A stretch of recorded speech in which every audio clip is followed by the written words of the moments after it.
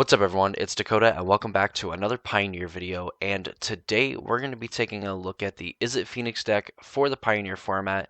Easily one of the most explosive decks to be playing in the format, while also being very interactive in certain spots against a lot of the other creature decks in the format that kind of allow you to make these tempo plays of kind of like killing your opponent's board, bringing back your own phoenixes and being able to race them and making it pretty difficult for them to rebuild. Of course, before we get too deep into the nitty gritty and the bones of the Izzet Phoenix deck, if you have not already subscribed to the channel and you want to see more videos like this, please consider subscribing and ring the notification bell. It's an easy way to support my content, as well as going down in the description below. You will not only see a link to the deck list that you see here, but there's also a link to my Discord server as well. If that is something that interests you, please go over there and join. I would love to have you there. Alright, so Izzet Phoenix? The basic strategy of Izzet Phoenix is trying to dump these little guys into your deck.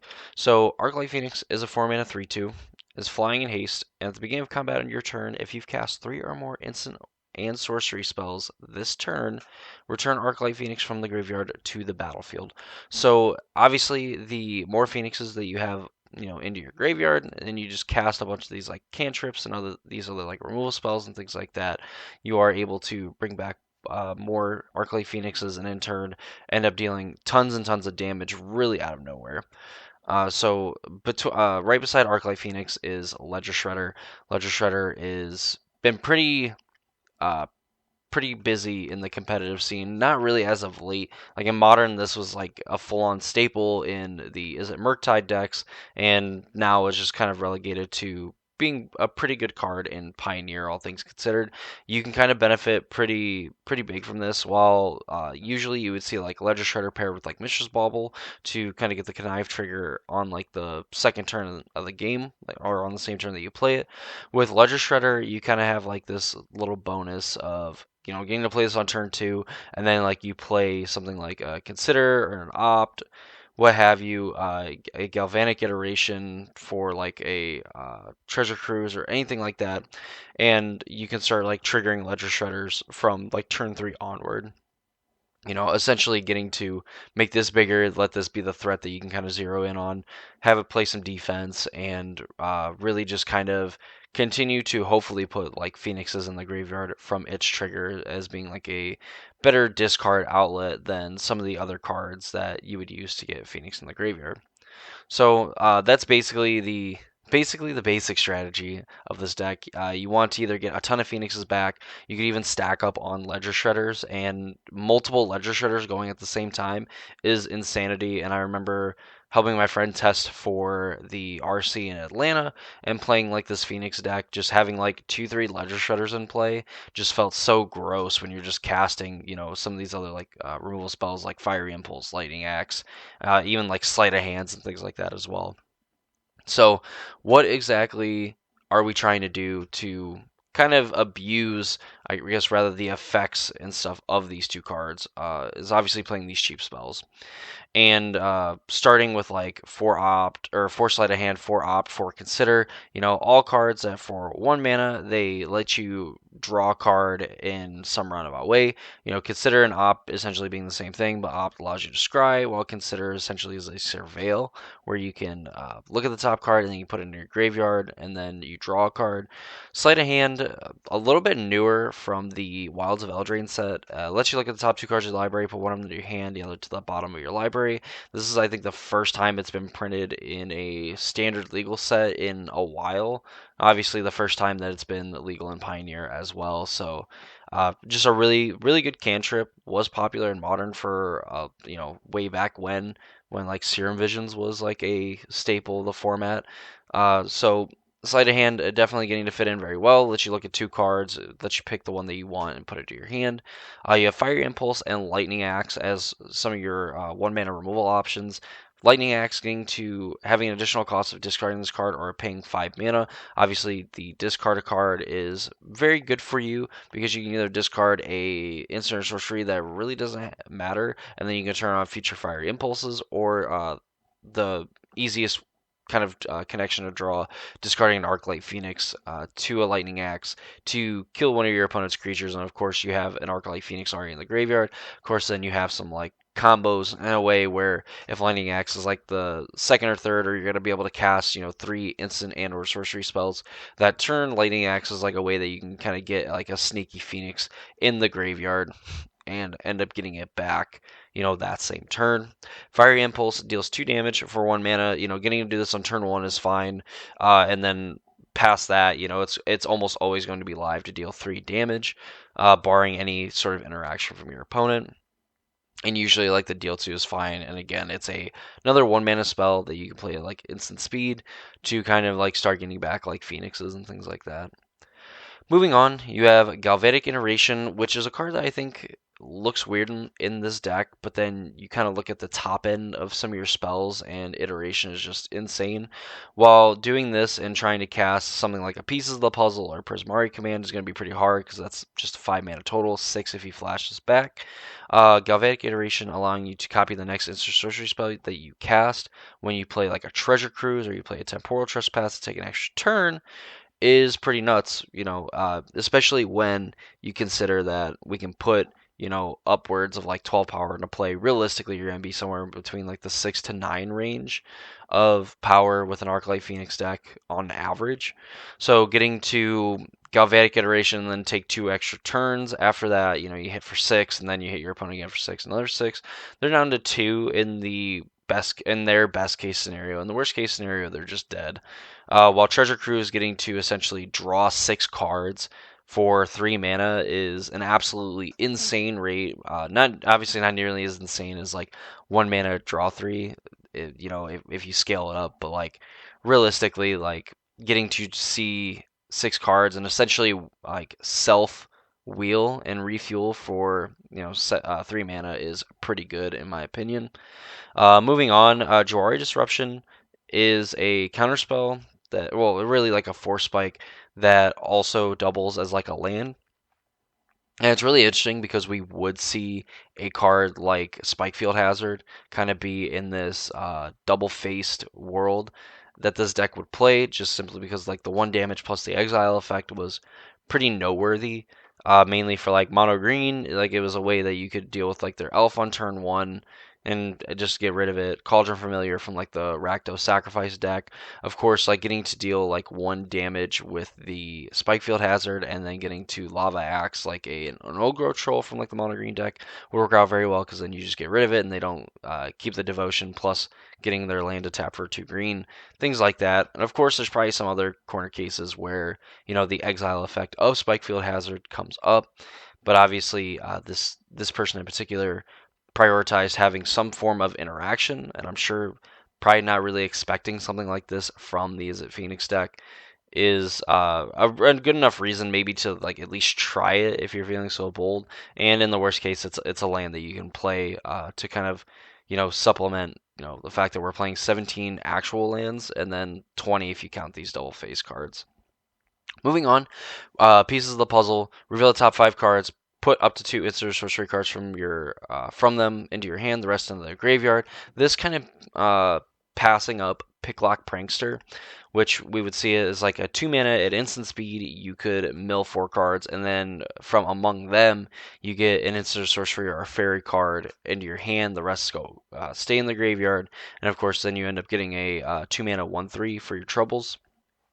I'm assuming, it's kind of interesting because like, I think Pieces of the Puzzle kind of got pushed out, but obviously this player kind of prioritizing, seeing 1 extra card for 1 more mana and kind of setting up the usual turns that we would have seen from Phoenix, like pre-Prankster, where you would kind of like try to set up like turn 3 with like a Pieces of the Puzzle, hopefully hitting like at least 1 Phoenix and putting a Phoenix in the graveyard, every turn up to that point, to where you can kind of set up casting like a few cantrips and then going into like a Treasure Cruise and being able to have enough cards in your graveyard to where you just get back all your Phoenixes and kind of like snowball that advantage where you have all these, you've gotten this card advantage in a way from Pieces of the Puzzle, and then you're continuing to get even more with like Treasure Cruise, fuel back up, and try to be able to get back your phoenixes if something were to happen. Pretty hard to deal with a whole board when you bring back 2 or 3 of these guys, but it can happen. And that sort of sequence of plays does kind of set you up to bring them back, which can be kind of like a little linchpin, I guess, in the deck. I guess that's the wrong term to use. That can definitely set you back if your opponent is able to kind of deal with your initial burst of spells. And what this deck does particularly well is continue that kind of assault where even if your opponent gets to deal with even one of them, you're able to kind of get it back on the next turn and still be in a remote place where like you could be set back up to do it even a third time on the very next turn. Uh, Lastly, we're like a Prismari command, which is another card that was kind of like floating around in Modern as a staple of the like Team of Rhinos decks and is now kind of relegated to being this kind of like one-off card and like Pioneer, which is a little unfortunate because I think the command cycle period across like the Cons block and the Strixhaven block are really good cards and have kind of like taken over like the charms like in my play like in my heart personally, but that's neither here nor there and that's a conversation for another day. Prismari command gets to deal 2 damage to any target, draw 2, discard 2 for target player. Target player creates a treasure token, destroy target artifact. This is essentially like something that you can do like on your end step on like turn 3. You can generate some extra mana and draw 2, discard 2. You can get rid of a creature. A lot of the times I feel like you're picking the mode draw 2, discard 2 simply for the fact that that discard 2 is going to be so important to finding Arclight Phoenixes and kind of set you up for later turns as well. Creating a treasure token also allows you to have some extra mana going into your turn where obviously lands are going to be kind of hard to come by. Like you're keeping a lot of like one landers with like considers, opts, and sleight of hands, which is kind of like the direction that this deck is going and kind of wants to go, is using these cantrips to find some lands early on, and then later like they can go and find any of these other spells or maybe even like a Phoenix or a Ledger Shredder to then eventually get dumped or to put into play and just kind of snowball some advantage from there. The lands, crazy to think that even in 17 lands, this deck in particular plays a lot more utility lands than some of the other 2-color decks. So you have 2 Hall of the Storm Giant, which notably comes into play tapped if you control 2 or more other lands. And then you can pay 6 mana to create or to turn into a 7/7 with Ward 3, and 1 Otawara, which essentially gets rid of target artifact or returns target artifact, creature, enchantment, or planeswalker to its owner's hand. Like this is a way that you can kind of interact at like instant speed, with your opponent and kind of benefit from like drawing lands but not necessarily playing them because obviously these other spells are going to be able to get your Otawara minus like your pieces of the puzzle. Sideboard, you have Aether Gust, Negate, Anger of the Gods, Brotherhood's End, which is kind of interesting. I think Anger of the Gods is obviously probably a little bit better just from getting to exile your opponent's stuff, especially in like the mirror matches where if your opponent just has a board full of Phoenixes, you can take a turn off to get rid of them. They're kind of stuck spinning their tires.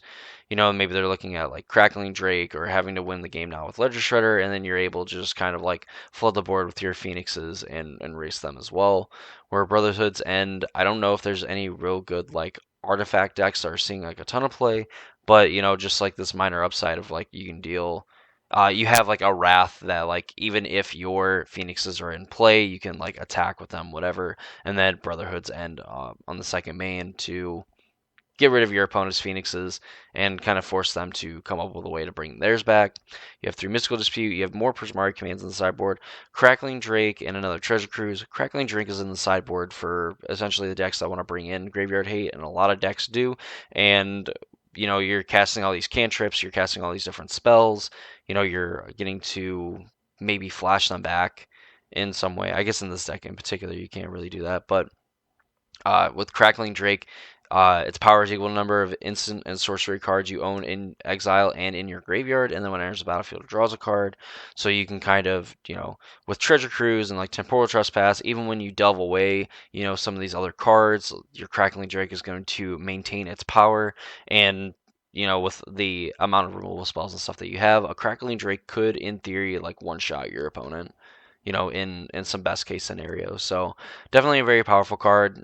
Really good when your opponent wants to bring in kind of like the graveyard hate. You can trim on some of these delve cards if you want to bring in these crackling drakes and kind of slim down a little bit and make your 17 land mana base a little bit easier to manage, even if it sucks having to cut probably one of the best cards in your deck at Treasure Cruise. And that is the Izzet Phoenix deck for the Pioneer format. Overall, the deck is still in an amazing place. We talked about either before or maybe one of the millions of recordings I wasn't happy with. This deck was really popular because of mono green and just the fact that you wanted to be a super aggressive deck against mono green and also kind of be able to interact with it a little bit. This deck did both in getting to put a ton of power into play and, of course, interact with its other creatures that added to its devotion count and even like the planeswalkers a little bit as well, and having some game against the rest of the meta. And with how it's kind of shaken out, where people are wanting to play like these Rakdos decks that are a little bit more like creature focused on like trying to win the game, and Amelia combo still being a very popular deck, and like blue white control even at times having some trouble getting to deal with Izzet Phoenix, is definitely set up to have like a pretty good run in the format as long as it's legal, and notably getting to do it without Fable the Mirror Breaker, which is a card that I personally like. I'd probably rather see it over something like Pieces of the Puzzle, but that's just another story for another day. Obviously, this person did very well with this deck, so obviously, Pieces of the Puzzle has to have some merit of potentially still being in the deck.